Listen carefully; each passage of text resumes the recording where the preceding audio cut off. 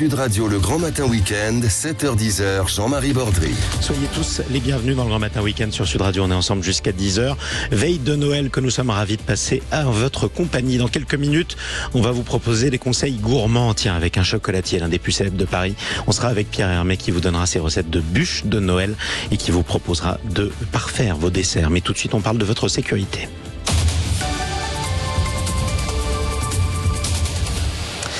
Votre sécurité avec notre invitée, la colonelle Marie-Laure Pesant. Bonjour à vous. Bonjour. Bienvenue sur Sud Radio. Vous êtes la porte-parole de la gendarmerie nationale.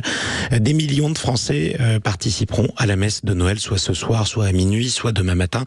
Et des dizaines de milliers de gendarmes seront là pour protéger ces lieux de culte. Vous êtes appelé à une vigilance extrême par le ministre de l'Intérieur, Gérald Darmanin. Concrètement, comment vont se passer ces sécurisations ? Alors la sécurisation a déjà commencé puisque pour sécuriser les festivités et les fêtes de Noël, on a déjà eu pas mal d'actions.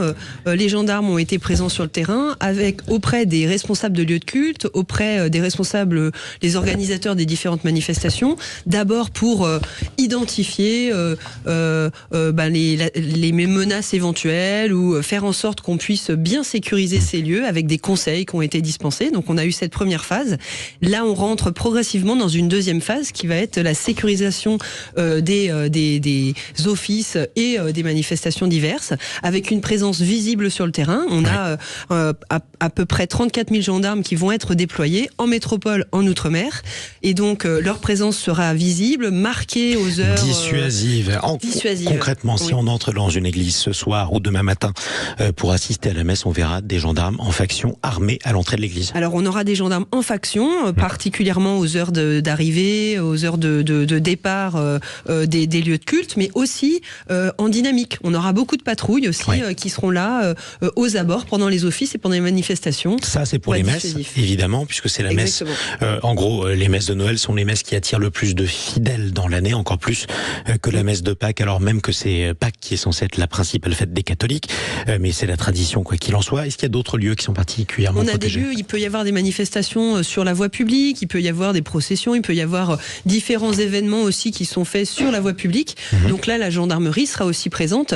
Tout ça, ça a été préparé en amont. On a eu vraiment une liste de tout ce qui existe pour pouvoir être présent sur l'ensemble du territoire et sécuriser les Français. Donc vous démultipliez. Alors question toute bête que j'avais envie de me poser avec vous. Si les gendarmes protègent la messe de Noël, ils sont pas en train de fêter Noël. Quand est-ce qu'ils rattrapent Noël ? Ils rattraperont Noël très vite parce que vous savez, les gendarmes, nous, on est présents tout le temps. Donc on met l'accent quand on a des festivités comme celle-là.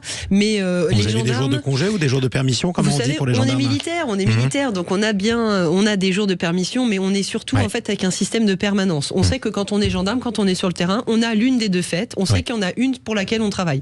Donc ce soir, vous allez avoir plein de gendarmes qui sont en service, qui vont être là pour sécuriser. Et d'ailleurs, je voulais leur passer un petit message et leur dire qu'on est on est avec eux, dire aux gens qui voient les gendarmes mais qui n'hésitent pas à leur faire un petit signe de sympathie, c'est toujours très sympa aussi. Ça fait toujours plaisir. Et de toute façon, ces gendarmes rattraperont Noël plus tard, sur un autre jour, et ils verront bien leur famille aussi dans la soirée. J'espère aussi que vous les rattraperez. Autre spécificité d'ailleurs des gendarmes, ils vivent en caserne. C'est la différence avec les policiers. Donc j'imagine qu'il y a aussi des animations de Noël ou des célébrations à l'intérieur de la caserne. Alors sur les casernes, chacun, on a vraiment, c'est une fête qui est familiale. Donc les gendarmes vont être dans les casernes. Il y a toujours un petit moment où le commandant d'unité va passer aussi voir ces gendarmes qui sont de permanence. Donc on a une solidarité aussi sur ce moment-là. Mais comme tous les Français, les gendarmes profiteront des fêtes et avec cette permanence, ça permet de le faire. Eh bien, joyeux Noël à vous. En tout cas, merci d'être passé sur Sud Radio ce 24 décembre. Si j'en crois votre logique, on ne pourra pas vous entendre le 31 décembre, mais il faut aussi que vous ayez votre propre réveillon. On verra bien, en tout cas, l'une ou l'autre des deux fêtes. Merci, colonel Marie-Laure Pesant. Vous êtes porte-parole de la gendarmerie nationale.